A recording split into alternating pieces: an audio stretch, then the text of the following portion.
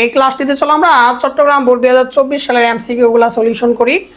এই বোর্ডের এমসিকিউগুলো প্রতিটাই ইম্পর্টেন্ট, এর জন্য আমার সাথে সাথে খাতার মধ্যে করে ফেলো। নাম্বার 1 কি বলছে দেখো, ডাবল ডেটা টাইপের ফরম্যাট স্পেসিফায়ার কোনটি? দেখো পার্সেন্টেজ ডি হলো ইন্টিজার টাইপের জন্য, পার্সেন্টেজ সি হলো ক্যারেক্টার টাইপের জন্য, তাহলে তোমাদের ডাবলের জন্য হলো পার্সেন্টেজ এল এফ, কোথায় আছে বলে ঘ নাম্বার, এটি রাইট অ্যান্সার। আর পার্সেন্টেজ এফ হলো ফ্লোটের জন্য, তাহলে আমাদের যেহেতু ডাবল বলছে এর জন্য ঘ নাম্বার রাইট অ্যান্সার। প্রোগ্রামের লুপে 1 এর মান 1 বৃদ্ধি করতে ব্যবহার করা হয়। স্যার আই প্লাস প্লাস মানে হলো আই ইকুয়াল আই প্লাস 1, মানে 1 বৃদ্ধি পাবে। তারপর আই ইকুয়াল আই প্লাস 1, এটাও রাইট। আই প্লাস সমান 1, এটাও মানে হলো আই ইকুয়াল আই প্লাস 1, তার মানে 1 2 3 প্রতিটাই রাইট অ্যান্সার। দেখো 3 নাম্বার কি বলছে, প্রসেসরের সবচেয়ে কাছে থাকে কোন মেমোরি? স্যার প্রসেসরের সবচেয়ে কাছে থাকে হলো রেজিস্টার, এটা মাথায় রাখবা। এখন চলো আমরা এই উদ্দীপকের আলোকে আমরা 4 নাম্বার আর 5 নাম্বার প্রশ্নের সলিউশন করি। 4 নাম্বার কি বলছে দেখো, উদ্দীপকের প্রোগ্রামটির আউটপুট কোনটি? তো আউটপুট বের করতে বললে তুমি কি করবা, ফার্স্টে আয়ের মানের দিয়ে ফোকাস করো। আয়ের মান কত বলো 10। এরপর তুমি কি করবা, দেখো তো কয় করে বৃদ্ধি পায় 2 করে, তাহলে 10-এর পরে 12, 12-এর পরে কত লেখা যায় বলো 14। আর কি লেখা যাবে না স্যার? আর লেখা যাবে না। কেন? কারণ এখানে বলছে আয়ের মানটা সবসময় 15-এর সমান বা 15 থেকে ছোট হতে হবে। তুমি যদি আরও লেখো তাহলে 15-এর চেয়ে বড় মান হবে, যা কন্ডিশন মানে না। এরপর কি করবা, দেখো এখানে 2টা শর্তের কথা বলা আছে। এক বলা আছে যদি আয়ের মান 12 থেকে বড় হয় তাহলে 1 1 12 করে লেখন রাখবো। আবার আরেকটা শর্তে বলা আছে যদি তোমার এই শর্ত না হয়, মানে আয়ের মান যদি 12 থেকে বড় না হয়, অর্থাৎ 12 থেকে ছোট হয়, তাহলে আয়ের মান 1 1 করে কমাইতে হবে। তো লজিক্যালি চিন্তা করো তো 12 থেকে বড় মান কোনটা?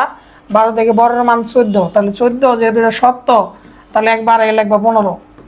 আর দেখো এই কন্ডিশনে কি বলছে, যদি 12 থেকে বড় না হয় তাহলে 1 কমাই কমাই লিখতে হবে। তাহলে দেখো এই 10 আর 12 কিন্তু এই শর্ত মানে নাই, তার না মানলে কি করতে হবে, 1 1 করে কমাই লিখবা। 10-এর জায়গায় লিখবা 9, 12-এর জায়গায় লিখবা 11। তাহলে 9 11 15 কোথায় আছে বলে যে ক নাম্বার অপশন, এটাই রাইট অ্যান্সার। এখন চলো 5 নাম্বার সলিউশন করি। কি বলছে, আইস গ্রেটার দেন 12 এর পরিবর্তে আইস লেস দেন 12 হলে আউটপুট কত হবে? তার মানে এই কন্ডিশনটা বাদ, এখন এই কন্ডিশনে তুমি বসাবা I is less than or equal 12। তো এই শর্ত যদি বসাইতে চাও, এই মানগুলো বসানোর জন্য শুরুতে তুমি আয়ের মান 10 লিখবা, এরপর কি করবা 2 করে বাড়াবা 12, তারপর কত বলো 14। এখন বলছে যদি এই শর্তটা মানে তাহলে প্রিন্টেপে আয়ের মান 1 বাড়বো। তাহলে দেখো তো এখানে কোনটায় কোনটা এই শর্ত মানে, শুধু 10 এই শর্ত মানে, কারণ 10টা হচ্ছে 12-এর চেয়ে ছোট, তাহলে এটার মধ্যে 1 বাড়াইতে হবে, তাহলে 10 পজিশনে লিখতে হবে 11। আর দেখো 12 আর 14 কিন্তু এই শর্ত মানে না, তাহলে না মানলে কি করতে হবে, যে ইলসে কি শর্ত আছে বলো, আয়ের মানে 1 কমাই লিখতে হবে। তাহলে দেখো 12-এর জায়গায় লিখতে হবে 11, 14-এর জায়গায় লিখতে হবে 13, তাহলে 11 11 13 আছে কোথায়, যে খ নাম্বার অপশনে। দেখো 6 নাম্বার কি বলছে, 0 থেকে 31 গণনা করার জন্য রিপল কাউন্টারে কয়টি ফ্লিপ ফ্লপ ব্যবহার করা হয়? এটা বের করার সূত্র হলো 2n - 1।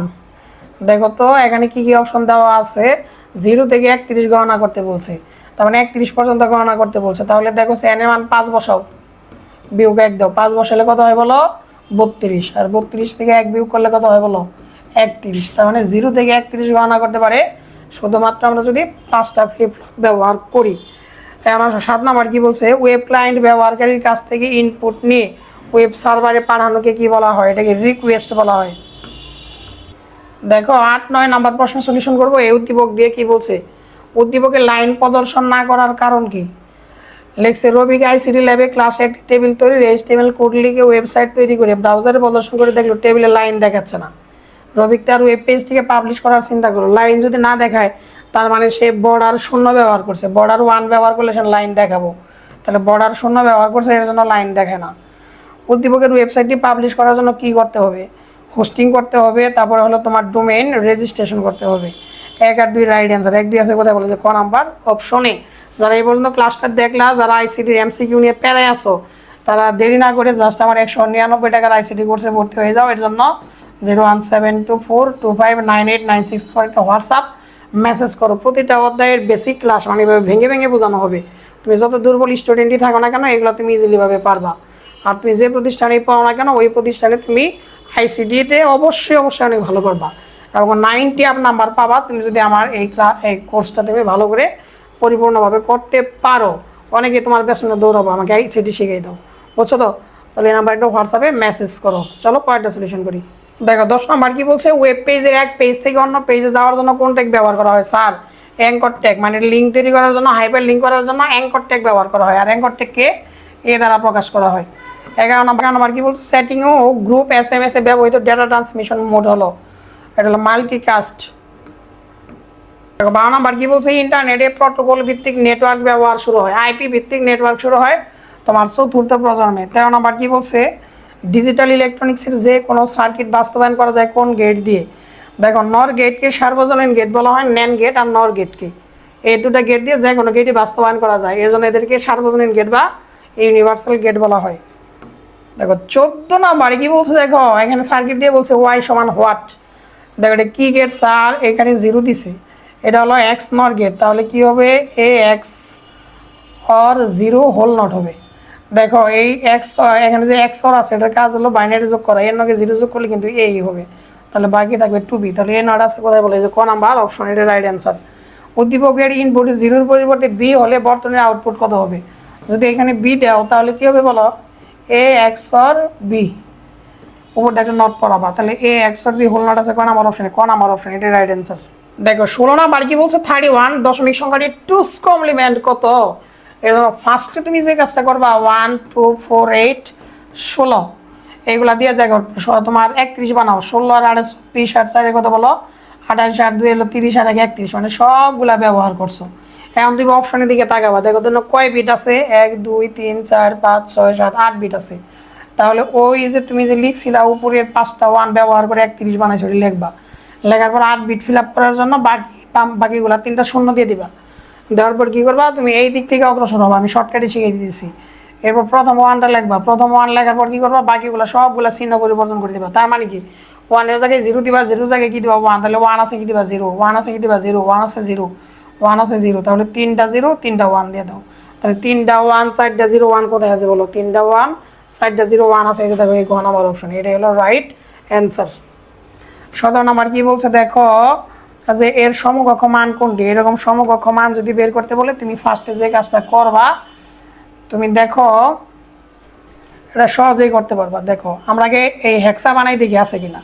দেখো লাস্টের 4টা 1 মানে হেক্সাতে এফ, দেখো 5 তার মানে 5f, এটা রাইট। এখন তুমি অক্টাল বানাও, অক্টাল বানানোর জন্য যে 3টা 1 মানে 7, আবার দেখো এই 3টা যদি ব্যবহার করা যায় এখানেও কিন্তু থাকে হলো 0 1 1 মানে 2 আর 1 3, আর এখানে একটা 0 যদি বসাই দাও 1, তাহলে 137, এটাও রাইট। তাহলে অলরেডি আমাদের 1 আর 2 কিন্তু আমরা রাইট বানাই ফেলছি।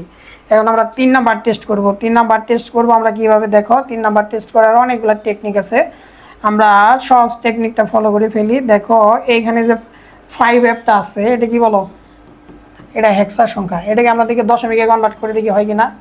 5 গুণন 16 প্লাস f মানে কত বলো 15 গুণন তোমার 16, এবার ডান পাশের উপর 0 দিবা, বাম পাশের উপর 1 দিবা, তাহলে 5 16 কত বলো 80, প্লাস এটা মান যেহেতু 1 এর জন্য শুধু 15, তার মানে 95, তার মানে এখানে অপশনে 95 আছে, এর জন্য 1 2 3 সবগুলো রাইট অ্যান্সার। যারা এই পর্যন্ত বুঝলা ক্লাসটা তারা অবশ্যই যার যার জেলার নাম লিখে দ্রুত কমেন্ট করে ফেলো নতুন নতুন ক্লাস পাওয়ার জন্য, না হলে কিন্তু তোমার কাছে এই ক্লাসগুলো পৌঁছাবে না। দেখো 18 নাম্বার কি বলছে, AB প্লাস BC এর দ্বৈত পরিপূরক কোনটি। দ্বৈত পরিপূরক মানে জাস্ট একটার উপর ডাবল বাড়ি দিতে হবে। তাহলে দেখো তো AB প্লাস BC এর উপর ডাবল বাড়ি আছে কোথায়, এই যে গ নাম্বার অপশনে। দেখো 19 নাম্বার কি বলছে, মানুষের মস্তিষ্কের মতো কাজ করার পদ্ধতিকে কি বলা হয়, নিউরাল নেটওয়ার্ক। বলছে বিজ্ঞানী মাকসুদুল আলম কোন বিষয়ে গবেষণা করে বিশ্ব দরবারে খ্যাতি অর্জন করেন। মাকসুদুল আলম পাট নিয়ে গবেষণা করেন। কৃত্রিম বুদ্ধিমত্তার ক্ষেত্রে বারবার ভুল সিদ্ধান্ত থেকে সঠিক সিদ্ধান্ত নেওয়াটাকে বলা হয় রিইনফোর্সমেন্ট। তাহলে দেখো রিইনফোর্সমেন্ট আছে কোথায়, এই যে ক নাম্বার অপশনে। দেখো 22 নাম্বার কি বলছে, জীববিজ্ঞানের বিশাল পরিমাণ ডেটা সংগ্রহ সংরক্ষণ সঠিকভাবে প্রক্রিয়াকরণ ও ব্যাখ্যার সাথে সংশ্লিষ্ট প্রযুক্তি কোনটি, অবশ্যই বায়ো ইনফরমেটিক্স। 23 নাম্বার কি বলছে, দেখো কোন টপোলজিতে প্রতিটি কম্পিউটারের সাথে সরাসরি অন্য প্রতিটি কম্পিউটার যুক্ত থাকে, এটা হলো ম্যাশ টপোলজিতে যুক্ত থাকে। 24 নাম্বার কি বলছে, উপরের উদ্দীপকের কোরকে ঘিরে থাকা বাইরের স্তরটিকে কি বলে থাকে, যে কোর, ভিতরের অংশটাকে কোর বলা হয়, এর বাইরের অংশটাকে বলা হয় ক্ল্যাডিং। দেখো তো ক্ল্যাডিং আছে কোথায়, খ নাম্বার অপশন, এটা রাইট অ্যান্সার। দেখো 25 নাম্বার কি বলছে, উদ্দীপকের চিত্রের ক্ষেত্রে প্রযোজ্য। দেখো এই চিত্রের আলোকে আমাদের কি কি আলোচনা করতে বলছে এখানে, দেখো বিভিন্ন তরঙ্গ দৈর্ঘ্যের আলোক রশ্মি পাঠানো যায়, রাইট। স্বল্প দূরত্বে হাই স্পিডে ট্রান্সমিশন হয় না, এটা বেশি দূরত্ব হাই স্পিডে হয়, এর জন্য এটা রাইট না। এতে ব্যবহৃত প্রযুক্তিটি সহজ সুলভ হয়ে থাকে। তো 1 আর 3 হলো রাইট অ্যান্সার, 1 আর 3 হলো রাইট অ্যান্সার। এর মধ্য দিয়ে এই বোর্ডের প্রশ্নগুলোর সমাধান শেষ। কে কোন জেলা থেকে ক্লাসটা দেখলে কমেন্টে জানাও। আর 199 টাকা কোর্স নিতে আমার হোয়াটসঅ্যাপ নাম্বারে দ্রুত মেসেজ দাও। ধন্যবাদ সবাইকে।